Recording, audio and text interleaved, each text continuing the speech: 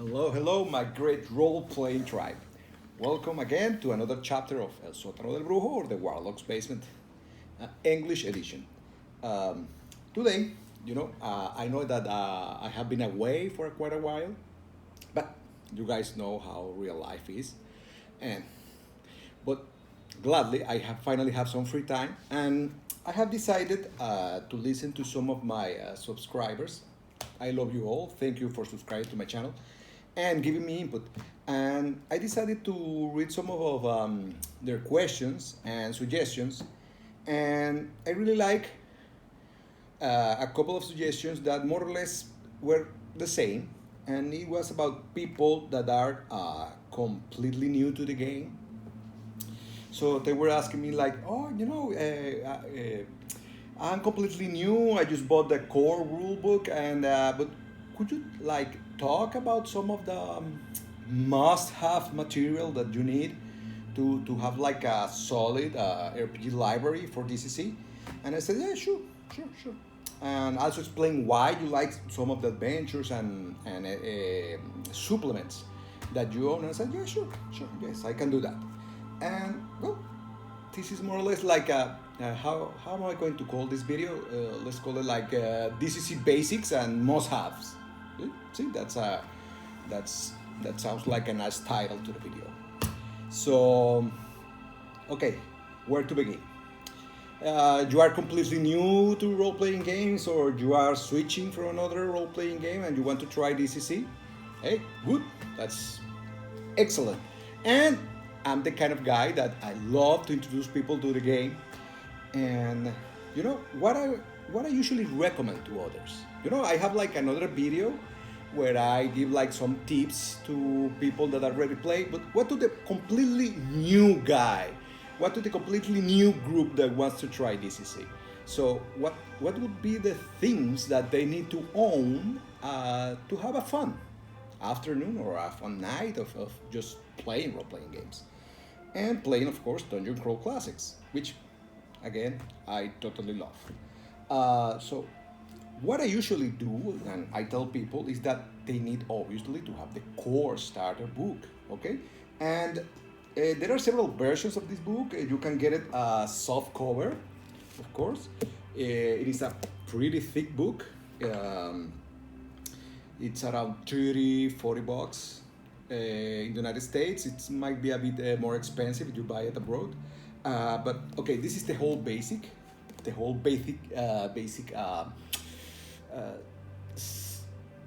I think this is the core of the whole game, and because when it was designed, the developer said, let's just have like one single book that contains everything that you need. And in a sense, this book works wonders for it. Okay, I know it might seem like kinda obvious, but it bears saying it again. All that you need is the core book. This is a soft cover version, but there are hardcovers. It's a bit heavy, but and especially for people that live abroad, that live not in the United States, where it is much easier to get it.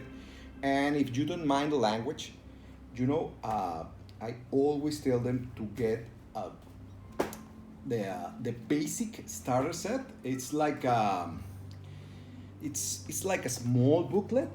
This is for me. I believe this is like the best approach, the best middle ground for people that just want to browse the game and see it. This is like for me it's like a quick start book. It's actually like a very condensed set of rules. It's also extremely cheap. It's just $5, and it's easier to ship. For those that don't know, when you play outside of the United States, you actually have to like import everything. Okay, and usually the localized language versions are a bit expensive. For example, in my case, I have some friends in Argentina that they were saying, "Oh my God, bro, I want to play DCC. I've been seeing your videos and I love it, but I went to a store and wow, the core book in Spanish, it's like $80. Okay, I know that for some people that might not be much, but for others it is a bit much. So I believe this is the best middle ground for starters. It's extremely cheap. It's $5. I mean, you can get $5 pretty easily depending where you live, or perhaps not so easily, but it's disposable income. It's not exactly $80 if you want a localized version in Spanish, for example. I don't know the price of the other language versions of the core book, and so I can only speak from experience. I don't like guessing up, but you get the idea. So of course you can, of course, if you have the money, of course buy it. Buy the whole book. Usually the softcover versions are much cheaper, and the hardcovers are usually about $10 more. And then you have to add like traveling expenses. This might seem strange, but for example, in my own case, every time I want to buy something, I have to ship it to here to Panama. And when you begin to add a fleeting costs, the fleet costs, like transportation costs, when you have to add the customs, when you have to add taxes. Usually books do not get taxed much. They usually do not get taxed here in Panama, but when usually for a single book, it's like about $15 to $20 more just to ship that book, because books also weigh, especially this beautiful monster. It's a bit heavy, and for me, buying books that way kind of becomes expensive. So if you're abroad, instead of getting the core book, try to get this one. It's extremely light. It's like a small magazine. It contains everything. It contains all of the basic creation rules, all the classes. Okay. In DCC, classes and races are just one single package, except for humans. So I'm not going to confuse you with that. It's just like it contains all that you need to play. Okay, it's like an extremely condensed version. It even has some spells, some very low level spells, and it also contains at the end an adventure. So if you are starting and are curious about it, just get this book. It's for me it's like the best way to enter into the hobby, and you're not going to spend too much money on it. Okay, and of course, again, I know I usually repeat myself a lot, but if you want, you can start up with the whole big core book, and it's not going to be wasted money. The whole book is extremely gorgeous. It has seen a lot of reprints, and I only own like 4 extra sets because they usually. I'm going to. And somebody asked me that too. Somebody was asking me that he saw that there were several editions of the core book, and if they were different, then no. One of the key aspects of DCC is that the game is shipped as is. The game is completely fixed in a certain way. There are not going to be corrections or new splat books, because that's usually what other role-playing games do. And the beauty of DCC is that this is the whole role-playing game, and that's it. Anything that you want to add to tweak, it's going to be by your hand or by a supplement that you enjoy. So once you buy this book, you do not need to buy another one, unless you want, like me, a different cover. Okay, because some of the covers are extremely beautiful, and I must confess that I would love to own them all. But again, shipping the books from the United States to here to Panama, it's a bit expensive, so I have to do it slowly. Okay. And so that's the whole basic thing that you need to have. And if you want to just spend a little, just this small booklet. For me, it's like a quick start rule set. It's the basic. It contains everything that you need and a single adventure. The adventure changes by year. Goodman Games releases this booklet every year. So every year there's a different adventure in it at the end. Okay. So this is the 2019 one, and it has Keys of the Chartrons. I think this was an old adventure. I'm not really sure about that right now, but this is all. This is it. This is all that you need.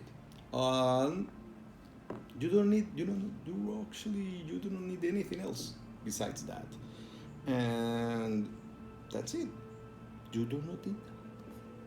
A lot of people were saying, "Oh no, more," because um, I know some people that usually, for example, some of all D&D third edition and 3.5 and Pathfinder players that were like a bit shocked to find that there is only one single book, okay, and that all of the supplements to it were mostly third party, and that was it, you know.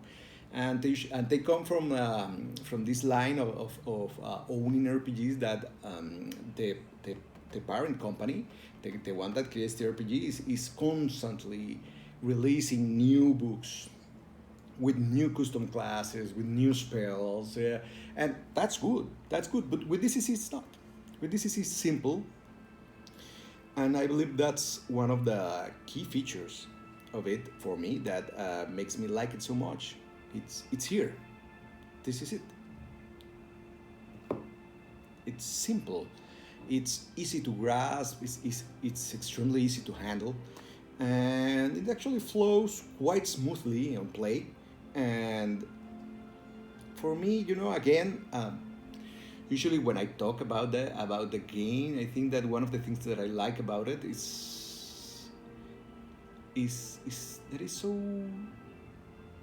so extremely streamlined and quite basic.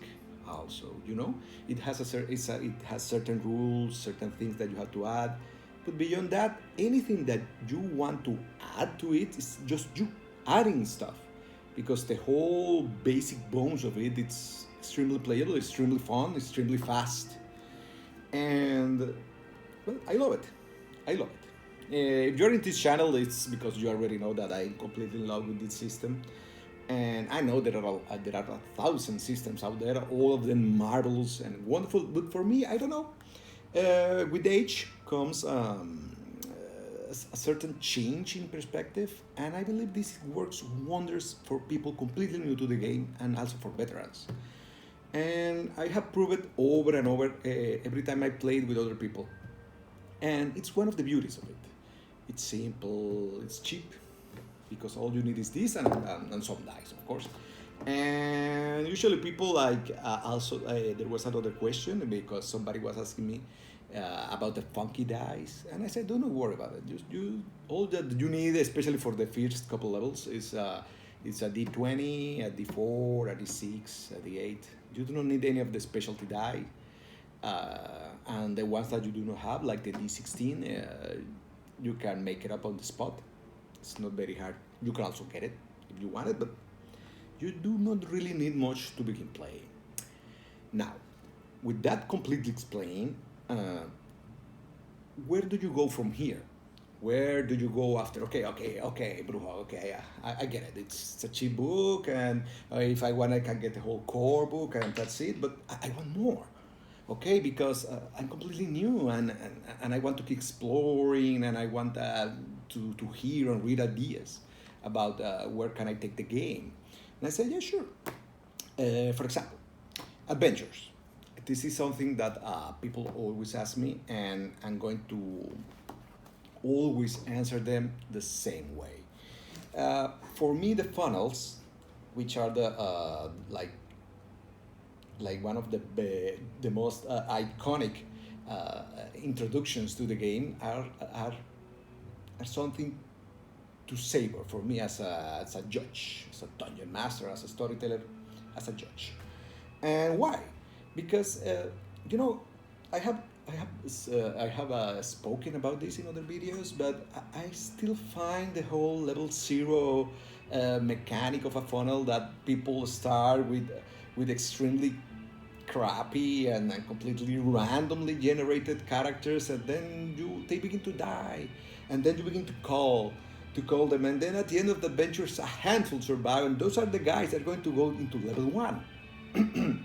And for me, that's magical. I can express it in words. The feeling, the satisfaction I get when people start with a bunch of random level 0 characters, and then an end adventure with level 1 guys that have like a very serious background story because of the adventure. And this is why level 0 funnels are like something that you have to experience, and to get the best experience, for me the official level 0 funnels are the best. There are a ton, 1,000 of them, of level 0 funnels made by third-party publishers, and they're fun. But I'm going to be honest, I have not tried them because when I want to introduce people, usually, if you know this old phrase that says that if it isn't broken, do not fix it. It applies here with this particular model. I love it. I love it. I'm going to always promote it everywhere. I know that a lot of people like this or that, but for me, Sailors of the Starless Sea is like the archetypical level 0 funnel for DCC. It is a solid adventure. It is extremely well structured. It is. I have some videos talking about the model, but for this particular video, I'm going to say that if you do not know where to begin, and you find that the level 0 funnel already, which is Portal under the Stars, which comes with the core book, it's not enough, try this. Try this. It's for me, and you can see I have some videos of some of my adventures here playing in public, and personally, it's for me like the best level 0 funnel. The best, why? You can say, oh no, Jorge, I have played other level 0 and they were much more fun than Sailors of the Stellar Sea. And I say, oh yeah, sure, okay. But for me, personally, Sailors of the Starless Sea has the correct amount of everything. Exploration, adventure, traps, hidden treasures, hidden surprises, plot twists, and funky mechanics, and insta-death scenarios. I know a lot of people do not like them, but there are places where if somebody does something as simple as gazing into a pit, into a well, they will die. And it's deadly, it's hardcore, but at the same time it's also fun. And I have played this with, I don't know, like I have run this particular model like what, 15, 16 times, and every single time it has been completely different. And I have run other models, but I never had before the same level of reception that with this particular model. Okay, Sailors has the correct amount of everything, and I'm going to tell you a small story. If you know, I usually do my road crew events here in Panama in a small store, in a very amazing store. A big hi to the people there, especially to Emmanuel, which has always helped me. He's always there and helping people out, and at these more games. And Emmanuel, since he works there at the store, and I actually made him play with DCC with this particular adventure, and he enjoyed it.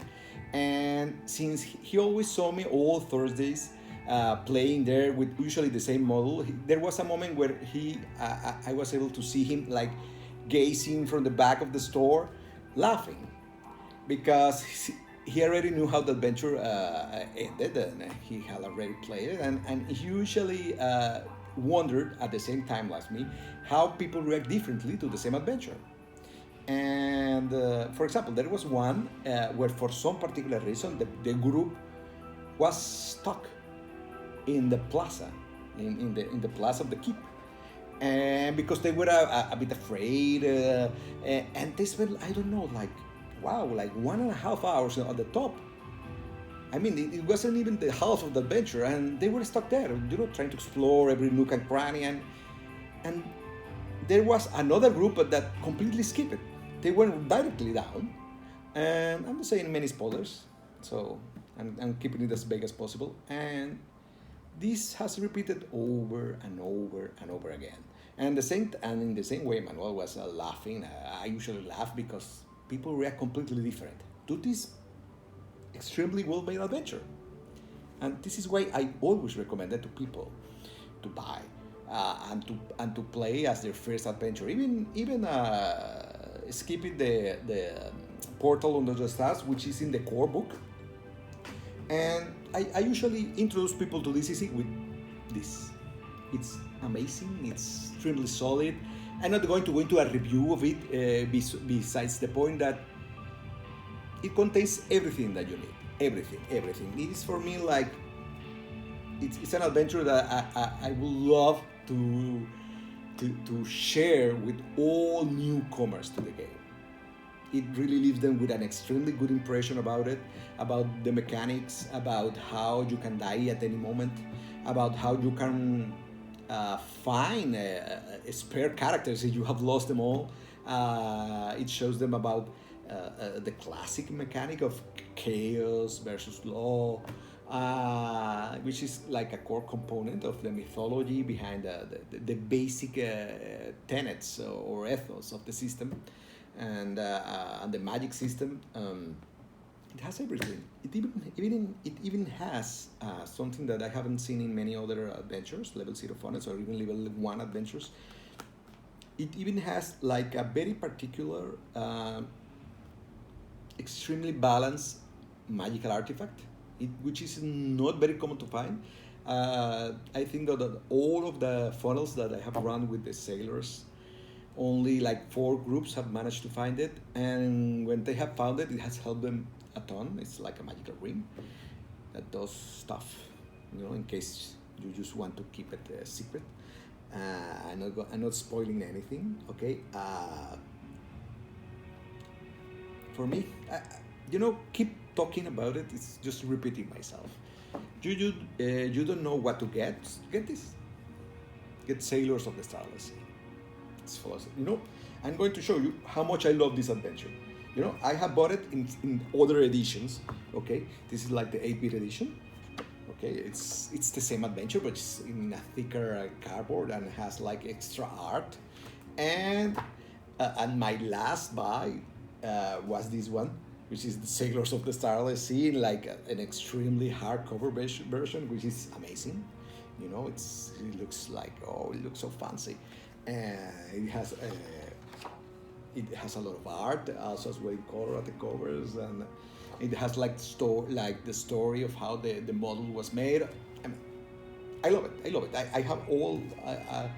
I want to have all of the editions of it. So, but again, like since I live abroad, I have to buy slowly and every few months, okay? Because else it gets too expensive. But if you're going to buy one funnel and you have money only for one, buy this one. Trust me, you can see it's very good. I even have another small story. There was somebody at the store that told me, "Why do you always play that model?" And I say, I told him, "Why not? Why are that? And I'm going to play this model that I love, especially for people. There's because usually in my road crew games, people come, they usually enjoy the game, and then they leave. They usually do not come back, but I left them with a good impression of the game and the system. And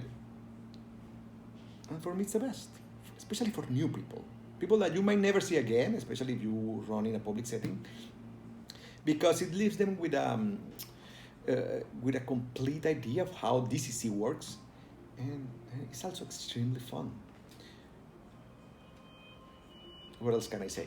Also, if I have to add like a small note of my own, I usually do not run a particular part of it because it would make it extremely longer, and I'm usually on the clock, which is like a special extra room, okay, which is this one, the summoning pits. This was like the model originally did not have this particular section, the summoning pits, and I usually, when I am running in tournament mode, that I usually have a few hours, I usually do not add this particular section because it would make the whole session longer, and I only run it when I'm I am more free of constraints of time. Usually in a private setting, not in a store, but usually with friends. And sometimes even with friends, I do not run it because it makes it even more deadly to characters. But it is a good it is a very good area. Okay, but usually leaves people with more questions than for me. It's optional. Okay, the summoning pits, the summoning pits area of the sailors of the Star of the Sea. For me, it's a completely optional. I usually do not run it. You can run it if you like, but just like a small inside information about it. I usually like to keep my games short, no more than 4 hours per session. But if you add it, it's going to increase the time. Okay, but again, this is the one that you need to get. This is one of the best. Okay, and you tell me, yes, sorry, okay. You told me, okay, just get the $5 booklet and get Sailors of the Star of the Sea. And it's so good that you can see it. It's so popular that you can also get it in another language. I know that there's a Spanish version of it, just in case you want to know. And okay, this is like for me the best funnel. And of course there are other funnels that I enjoy. I also enjoy Hole in the Sky. Okay, this is another funnel that I have repeated many times as well. I enjoy it because, in contrast to Sailors of the Star of the Sea, Hole in the Sky is a bit more oniric. It's like more like a trippy trip into another dimension, and it gives you also a glimpse of the eternal struggles of chaos versus law. It's a completely different vibe from Sailors, which is more like a bit of hack and slash, dungeon delving. This is more like it's not like more relaxed, but it's much more trippy, much more 70s vibe, and I also love it. Also, Brendan, if you're seeing this, you know that I also love this model. I know Brendan by text, and he's an extremely cool guy. And he always thanks me every time I usually run his adventure, but I always say, no, Brendan, do not thank me. I have to thank you for creating this extremely good model. Okay, this is another level 0 funnel that I recommend to people. It's extremely good, extremely good. So for me, it's like two sides of the same coin: Sailors and Hole in the Sky, official models, and the level 0 funnels, and they're extremely good. And usually people ask me about, okay, funnels are fun, but what about level 1 characters? And I always tell them, well, you can grab any level 0 funnel in case you have not run them, in case that you already have a level 1 player party, or you do not want to start a level 0. And you can run all level 0 funnels. Okay, this is also another tip. You can run all level 0 funnels as level 1 adventures. And it's the same with level 1 adventures. You can run them as level 0 funnels. How do you know how many monsters or how to all you have to do is just, if you are running a level 1 adventure as a level 0 funnel, just subtract a couple monsters from an encounter. That's all. That's it. It's extremely easy to run a level 0 adventure as a level 1 adventure by adding a couple more monsters, and a level 1 adventure as a level 0 funnel by just removing some of the mobs that comprise any kind of encounter. It's really not that hard. You do not really need any kind of rule set or mechanics. It's really that simple. Especially because DCC is extremely easy to modify on the run. It's because the mechanics are extremely simple, and you can do the same again. So to recap this particular part, because this is like a small video talking about a bit of everything that people have asked me recently. For me, these are the two adventures that you need to get. They are level 0 funnels, but they can work as level 1 adventures in a pinch. For me, these are the best, honestly. They are actually some of the best. And that's for funnels. And you say, okay, Jorge, okay, bro, that's fine. That's the complete basic. But I want more. Okay, I want more. Jorge, I know there are like a gazillion third-party publishers out there, And I don't know which ones are good, which ones are bad. And I say, do not sweat. Do not sweat it. There are uh, almost all of them are good. I mean, it's every time somebody makes a creation and shares it with the world, even if you do not like some of the ideas, there are always going to be things within this particular creation that you can grab for yourself, and that's the magic of role-playing games. Um, Personally, what I have enjoyed is that I run magic-heavy games. Okay, because if you have played DCC, you will find out that magic is wow. The whole magic system for me is like amazing. There are no better words to describe it. The whole magic system of DCC is for me like one of the key reasons for me. Besides the things that I have said, that it's extremely simple, blah blah blah. But for me, it's the whole way that magic works. That no matter how many times you launch the same spell, every single time is going to be completely different. And this adds chaos to the mix, and this adds that particular sense of uncertainty that I really enjoy in role-playing games, and makes wizard players extremely courageous characters. Okay, they do not know when they are going to simply self-vaporize. Okay, in a cloud of magical energies, even when launching some of the most simple level one spells. And some of the supplements that I have enjoyed a lot, especially because they have like a ton of ideas, is the patron system. DCC has an extremely good mechanic where practically anybody can have a patron, even non-casters. And whereas some classes like elves, which are like an hybrid of warrior and wizard, they automatically start with a patron. And what is a patron? Well, a patron is like an otherworldly being or an extraplanar entity or a particularly powerful undead or anything. It's just like a big, powerful entity that gives you power in exchange for certain things. And the core book has some guidelines or some basic patrons. And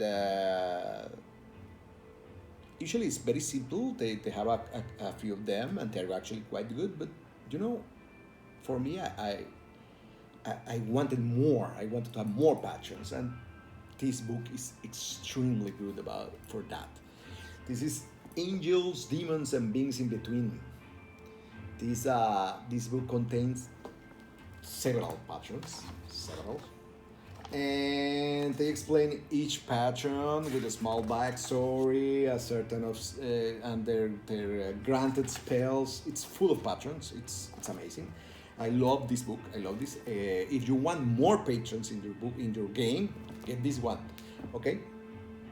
That's like the key for people that like the patron system. But you may say, Jorge, I do not like patrons. It's like a boring mechanic. I really like more to run my DCC adventures more like hack and slash and basic magic. Okay, that's good. And where can I get more ideas?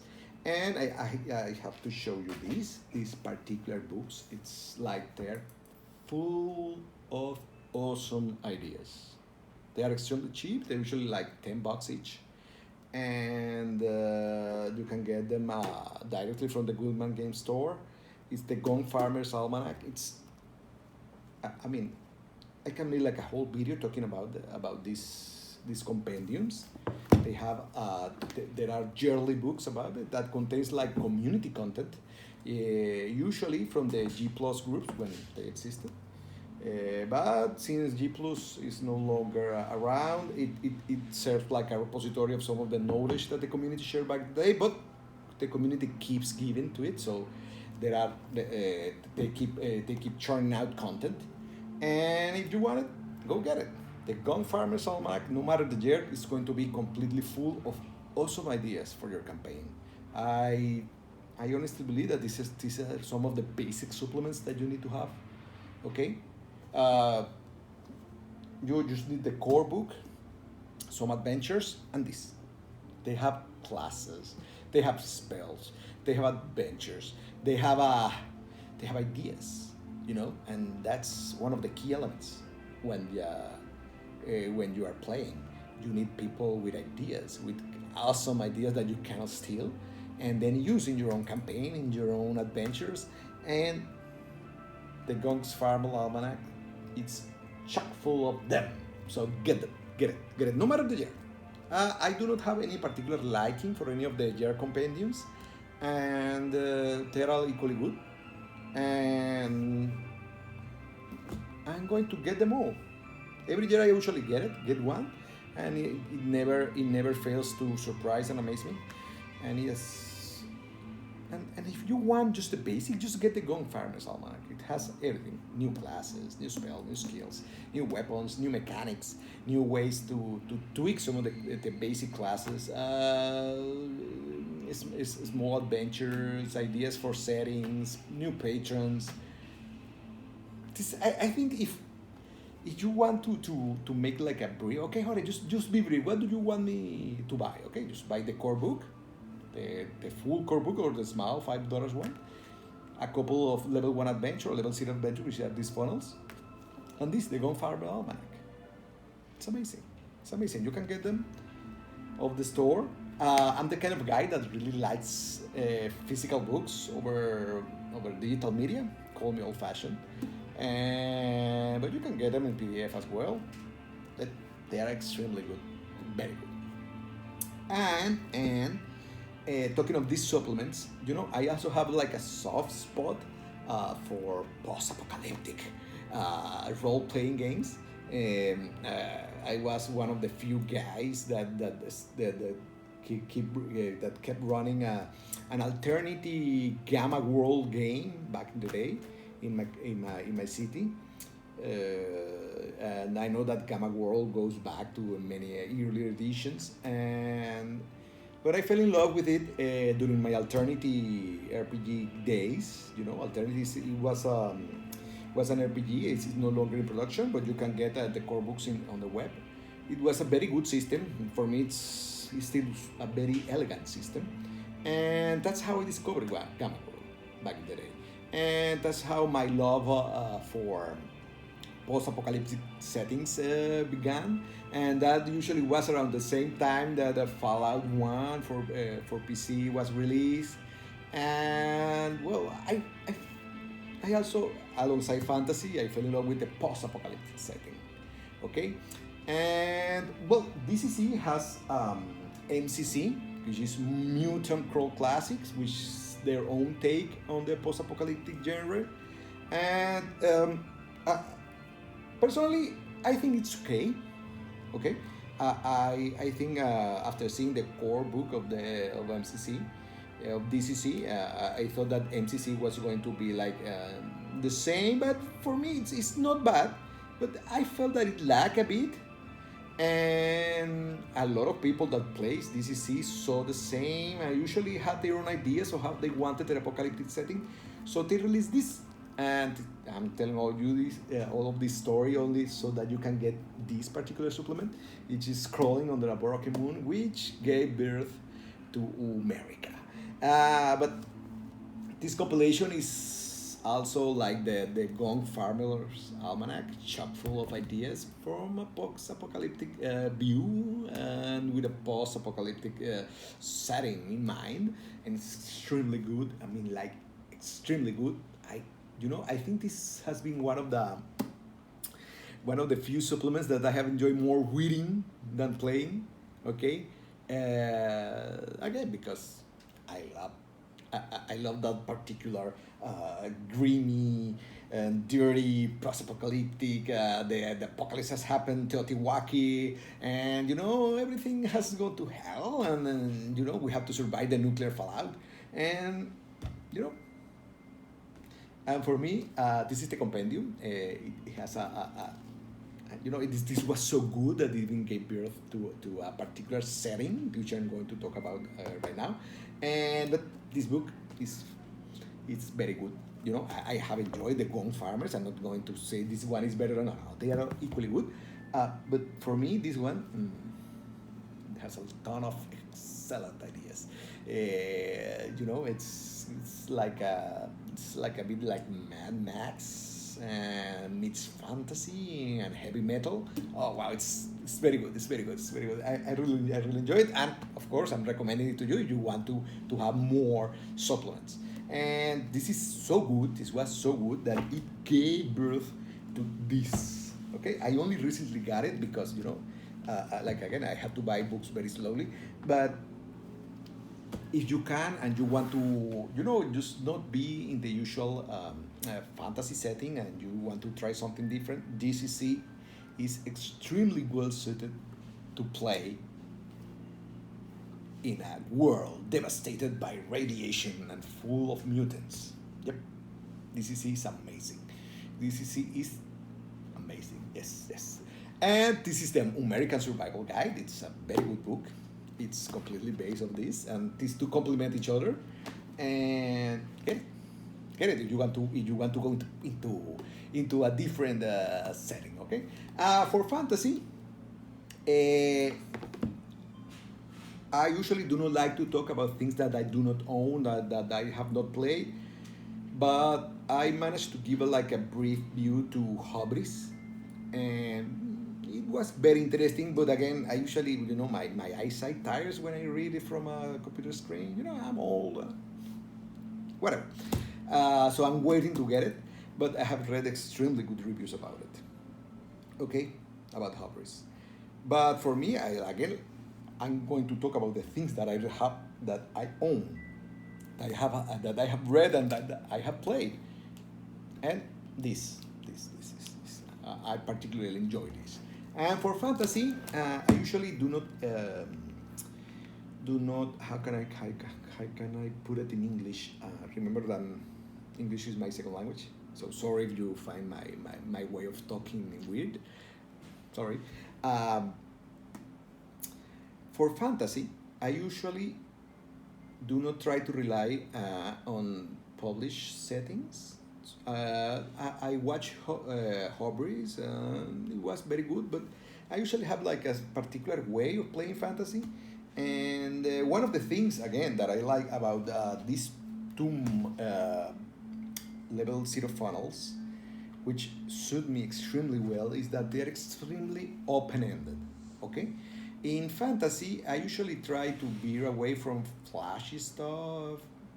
I'm not going to talk about this because it's personal tastes. But what I like about these particular funnels is that they are so open-ended, like most of them, like almost all of them, that they let you play some of the characters that survive these funnels into any kind of world that you have created for your own, without any kind of a difficult political or background and complex drama. No. I'm usually much more simple than that. And so for fantasy, I cannot actually recommend you, and you can see that I have never bothered to buy like any kind of fantasy setting, because I already have like my own fantasy world that I have played for a long time, and it is a bit extremely well developed. I have played it for like over 20 years, so what I usually recommend people is that they grab any kind of setting that they want from any other that they actually enjoy. I have not read, I'm going to be honest, it's something that I'm going to fall short and giving you like a straight answer on that. I have not checked many fantasy settings for DCC, because I believe that I have my own, but I know that people starting up, you can really mess up from having your own funnels, giving you like an idea of how the world is. Usually like classic medieval with magic. Usually you do not need much to develop much into it, unless you really want to go deep. But when you are starting up, especially in role-playing games, I know that a lot of people want to like to make their whole world and have like these complex backstories, but usually, and it goes against also the light-headed fun that is DCC, where your players just want to dungeon crawl. Okay, so you can have. I'm not saying that it is bad that you have like your own personal fantasy world with extremely complex structures, but sometimes having an extremely generic fantasy setting, which is being developed at the same time that players explore it, is usually the best for me. I know this might seem complicated, but I'm going to place it like in simpler worlds. For example, every time some people that I met during my road crew games wanted to keep playing DCC. I said, yeah, sure, why not? And they usually take people that are starting up on role playing games. They rarely like ask you about something more profound than the name of the current deities and the name of the country they're in. You know, do not they usually do not ask extremely complex stuff about it. So what I personally do is for people that are starting to play with me, and is that what I do is that I make like simple adventures, and then like I make like a very simple maps, and then I usually let them tell me where they want to explore, and I keep like randomly generating a world. Hubris has an excellent table for that, by the way. That's why I know a bit about it. It has several random tables for creating land masses, for creating like deities and stuff and cults. And what I usually do when fantasy, and I tell people do not get overcomplicated. It's just make like a map, and then if they keep going east, you just okay, east is where the sun sets, and there's like a bunch of lizardmen there. You know, it may seem like extremely like badly made, or no, but usually it works because people just want to have fun. They usually do not want to delve deeply into. I know there are some players that do. Okay, you can like step up your game for them, but in my experience, people rarely want to know more than where is north, south, and where are the ruins, and they just want to go and kill stuff and get the treasure. Okay, and that's fun. That's usually fun for newcomers because they just want to have fun, to just explore. Usually, when you have a long-term group with you that they want extremely complicated political structures and a city that has several guilds, okay, that works. But what I have seen from the supplements in DCC is that they usually try to give you like basic layouts of things. So personally, I do not think, and that's why I'm not recommending that you get like a particular supplement, except for these like compendiums. They have so many ideas that you can create any kind of world or any kind of class or any kind of adventure, but just by having these amazing ideas and then developing and in a completely personal path. So again, let's do like a brief summary. So Brujo, what do I need to start playing? Well, you need some adventures, okay? You need the core book, yes? And if you want more flavor, get the Gone Farmer's Almanac. And if you like post-apocalyptic, get this, Crawling Under a Broken Moon. That's it. You don't need much. And the good thing about these almanacs is that they're extremely cheap. Okay, like $10, $11. And that's it. And this is like a personal insight. That's one of the things I like about DCC, you know. I don't know about any of you, you might not know this, but I started playing role-playing games during the AD&D second edition era, okay, around 1995, and perhaps a bit earlier. It's a bit fuzzy for me. And back in the day, Dungeons and Dragons had like, oh my god, I think you can see some of the books for second edition that I have around there, and they have like, I don't know, hundreds of books giving you ideas and then about particular settings, and some of them were actually quite good, but they have so much. They had so many books, and they had so much stuff. Like wow, it's for me. It's like there was a moment like I was mostly collecting stuff rather than enjoying it. And I'm not saying that's bad. I love collecting books, But usually when you start, the simpler the better. You just need like a solid system like DCC is, some adventures, a couple of them, two or three, so you can start up, and perhaps a small book of ideas like these almanacs. That's it. That's it. You do not need anything else.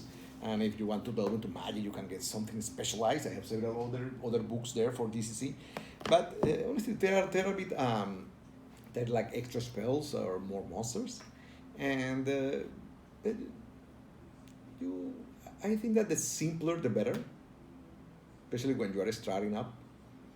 That's that's for me is the key, because you are here to have fun, and you are usually like uh, starting up. Perhaps you come from another game where people have like this particular strange set of rules and ways to do things, and perhaps you know absolutely you know nothing about the RPGs. So the simpler the better. That's why I recommend DCC. And I know there are many other RPGs, but for me, this is the best in that particular guide because it's a simple system. It's a retro clone that has some 3.5 the Dungeons and Dragons rules. So like it's very easy to learn. If you want more complexity or more tactical variety on it, you can actually like add stuff. But the way it is presented to you, it's fun, it's simple, easy to learn, and again, there's not much else that I can tell you about to add to it, uh, except getting ideas. For me, like the whole basic concept of role-playing games, and this is for me, okay, I know there are a lot of people there that play RPGs completely differently, and that's okay.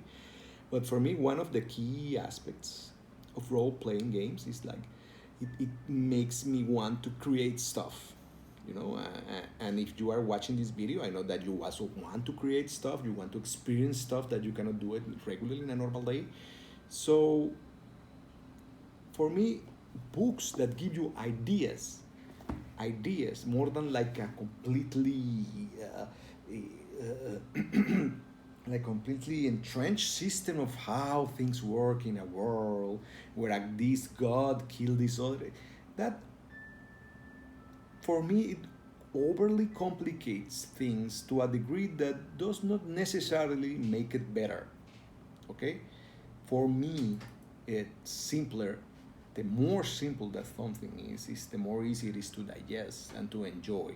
Because usually people just want to roll their dice, have some laughs, and see how their character progresses and becomes stronger.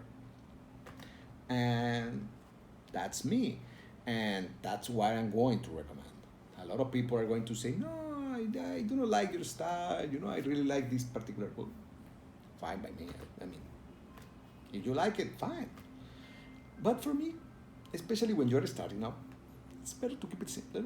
Also, it's more cheaper, and that's one of the many things I really like about DCC. It's also very easy to access. Uh, for example, D&D, to have like the whole three books, uh, you have to spend like over $100, and here you can spend what at most what, like for example, if you get the $5 booklet and you get one adventure, that's $10, $15, and one of these Fridays, 15 and $25, and you have everything there for quite a while. And then you can decide you want to spend a bit more, but that's it. It's cheap. It's easy to get orders into. I enjoy getting orders into it, and you can see that's one of the main reasons I really like it. I have played many other role-playing games; they are extremely good, but for me, I have come to realize with age that uh, what I have always enjoyed is seeing people have fun. I'm not saying that you cannot have fun with other role-playing games, but for me it is easier with DCC, extremely easier. And I have explained in many other videos why, so I'm not going to repeat it here myself. But that's it. That's all that you really need to start. Okay, and let's wrap it up. What else have I left behind? Something that I have not answered. Okay, just have given you the basics. Well, what else do you need? Oh well, of course you will need dice. Well, like I said before, you do not need any particular set of dice. You can work with regular role-playing games dice. And if you need a D16, you can get those. They are actually not really that. This is like a very cheap D16. These are used by halflings or by hobbits. And I think this is the most strange die that you will need, but you can actually make a D16 by using a digital roller or just rolling a D20 and never counting anything that goes beyond 17, only from 16 and below. Even if you have to launch it one or twice, if you want to keep it simple, okay? You know, like a personal insight, I think that personally, I think that the simpler things in life are, the better.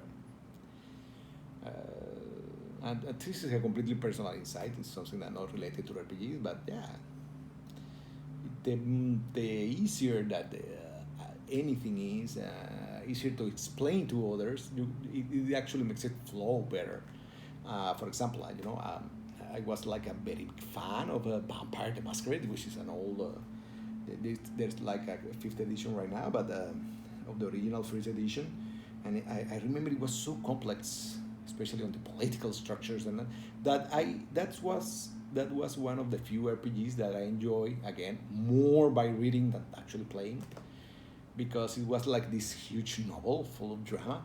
But when I tried to play it, for me, usually it was more fun reading about the clan rivalries and stuff. And in hindsight, I prefer classic dungeon crawling and hack and slashing and more than these particularly role playing heavy sessions. I have enjoyed those. I've had run some games like that, but it's like just having a fun time, especially because I don't know if you know anything about it, but since I'm here in Panama, I'm a bit here like a bit. I have left most of my friends spread around the world, so I do not have like the time right now nor the friends to have like a constant, steady group of role-playing games. So this works. This works perfectly because it's something that I can bring in a small backpack. Okay, and completely new people to the game, I can play right away. And perhaps if I live in a different country, I'm from Venezuela originally, and I had my old group of friends, and perhaps I might be playing like something more complex. Perhaps DCC as well, but perhaps with a bit more complex structure with added to it. But right now, especially as you grow older, you actually need stuff that works quickly. And for me, DCC is the key, because like I told you, all that you need is like a few adventures, the core book, and if you really want some ideas, some of these supplements, and that's it. That's the beauty of it. That's the whole beauty of it. It's extremely portable, by the way, except the core book. If I have to say anything bad about the game, is that, oh my god, the books are so heavy, especially when you have to carry them around. And that's why, and as a final tip, which is something I always tell others, and when you play, what really helps a ton? What helps a ton on the gaming table? Instead of lugging around this monstrosity, this beautiful monstrosity, but a monstrosity on the level of book to others, what I did was create some binders that contain the spells directly. So I invite you to do the same. If you, starting up, want to add stuff to your game that makes the game easier, print out the spells. Especially if you have more than one caster in the group. They really help cut down on time, okay? Since the spells are so particular in DCC, having a printout of the spells really helps. it really helps. And that's one of the things that I have done. This is for wizards, this is for clerics, and it really helps me, giving them like the whole binder so that they can keep it to the side instead of lugging around the core book. And that's it. Any other tips, you can get it on all of my other videos. And hey, I hope you have liked my video. I have to close up, and I've been talking for what, like for more than an hour. If you have seen my previous videos, you will know that I really, really love talking, and it's like a way for me to reach out to other people, because I really enjoy sharing with others, especially role playing games, because. It's a personal quirk of mine that I really like seeing that particular moment when people are playing and then they begin having fun. I don't know why that gives me fun. It's like I don't know, like I don't know how to express it, but the more fun people are having, the more fun I am having. And there are particular types of judges, I know, that actually have fun at the expense of players. Hey, that's not me. I usually, when people begin to have fun, that's when I begin to have fun. And if people are bored, I know I'm doing something wrong, so I try to keep it fun. And DCC, it's extremely well suited to it. Again, due to the way the mechanic works. And what else can I tell you before leaving? If you haven't watched my video, please give it a like. Please hit subscribe. Thank you for listening to me rambling. I ramble a lot. And you can see I tend to repeat myself a lot. I know it's a personal quirk of mine or a flaw of mine. And but again, I'm here to let people know that I'm open to all kind of suggestions, ideas, and anything that you want me to talk about on my channel, my very small channel. Hey, I'm open to it. In fact, I made this video because a lot of people were asking what kind of things they should own or buy if they're completely new to the game. So I made this video for them and for you. So if you have any kind of question about, I don't know, a particular book, a particular mechanic, how to do something within the game, hey, write me back. I love hearing about you guys. And you are like I said, my great role-playing tribe. We are like a whole, a lot of people have tribes, I believe in that there are tribes that are based, I don't know, by blood, by clan, by culture, by language, but I believe that we all are the same tribe. We are role players. We are playing all kind of game. Of course, we can say that I like this role playing game more than others, but in the end, we all love to sit in a table and roll dice. What more simple than that? That's us. That's the great role-playing tribe that is right now living and playing and having fun on this strange planet. And hey, I always love to be in contact with you guys and sharing about, because I have been playing for so long, and I want to keep playing until I am old enough when I'm so old that I can no longer throw a dice, and then I don't know, I will make it. I will perhaps do it with a small finger and do it digitally. But what I'm saying is that I love to hear about you guys. I love it. It's strange because here I am right now, like alone in the room, but I'm talking to you. You are listening to me. That's weird. I believe that we are also. I believe that technology is so strange in that regard, and I believe that one of the things that I also like about role-playing games is that you get to interact with people.